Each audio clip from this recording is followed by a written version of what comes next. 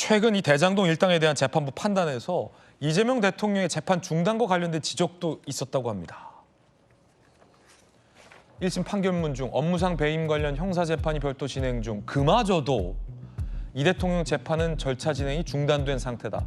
민사소송 절차를 통해 피해를 회복하는 건 심히 곤란하게 되었다라고 재판부가 대통령의 재판 중단 문제를 지적했다라는 대목입니다. 그런데 이 대장동 변호사 출신인 조원철 법제처장 등이 또 대통령은 무죄다라고 주장해서 정치중립 위반 논란이 일고 있습니다.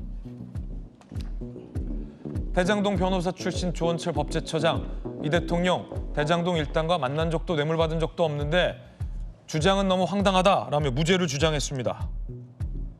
지난 24일 법사위에서도 공직자인데 이런 말을 했죠. 들어보시죠. 범죄 5개 사건에 연루되고 12개 혐의 있는 대통령이 그런 대통령이 세상에 어디 있어요. 세계적으로도 유례가 드물어요. 이재명 대통령이 범죄를 저질렀다는 건 전혀 동의하지 않습니다. 범죄가 아니에요? 그렇습니다. 다 무죄입니다. 심지어 가장 대표적인 그 대장동 사건 같은 경우에는 뭐 제가 이제 변호인단을 했기 때문에 잘 압니다. 민간 대장동 업자들하고 한번 만난 적도 없음에도 불구하고 돈 한 푼 받은 적이 없음에도 불구하고 수백억의 배임죄로 기소를 하고 제3자 뇌물죄로 기소를 했습니다. 이건 유례가 없다는 것은 이재명 대통령이 유례가 없는 것이 아니고 이재명 대통령을 그렇게 무고한 대통령을 그렇게 검찰권을 남용해서 기소한 우리나라 검찰의 이례가 없는 것입니다.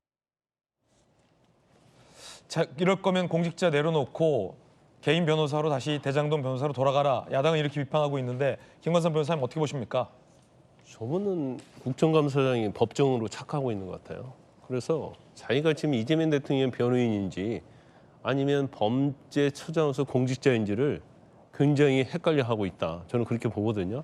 근데 설사 자기한테 확신이나 솔직히 그럴 수 있죠. 그렇지만 이미 기소가 돼 있지 않습니까? 또 그와 관련된 대장동 일당들이 1심 판결을 받았는데 다 중형이 선고됐어요. 뭐 8년, 4년 그런 식으로. 그러면 설사 자기의 어떠한 심증이나 확신은 무죄를 할지라도 저런 얘기를 법제처에 나와서 하면 안 되죠. 재판의 결과를 기다려 봐야 한다. 이 정도의 선에서 얘기를 하는데 이건 뭐 대장동 변호인처럼 나와가지고 막 얘기를 하고 있는 거예요. 뭐 우리가 이제 범죄에 있어서 직접적으로 안 만나면 범죄가 안 되는 거예요? 예. 돈을 직접적으로 받았다는 증거가 없더라도 우회적으로 제3자 통해서 받으면 다 죄가 되는 거거든요. 그런데 그런 논리를 펴고 있다 이렇게 보고요. 지금 이제 대장동이랄지 이제 이재명 대통령 관련된 변호인들이 굉장히 지금 현 정부 이런 데 중요한 직위에 다 있잖아요. 그러다 보니까 전체적인 어떠한 분위기 자체가 이재명 대통령 무죄 만들기 위한 그런 정부를 꾸린 것처럼 그런 이미지를 줄 수가 있어요. 재판 중단됐잖아요.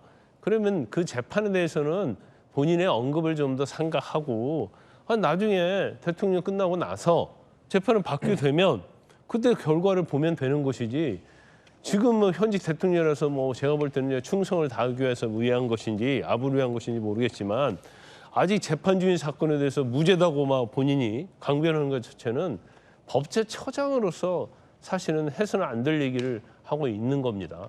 그런가 하면 야당 장동혁 대표의 발언도 논란입니다. 들어보시죠.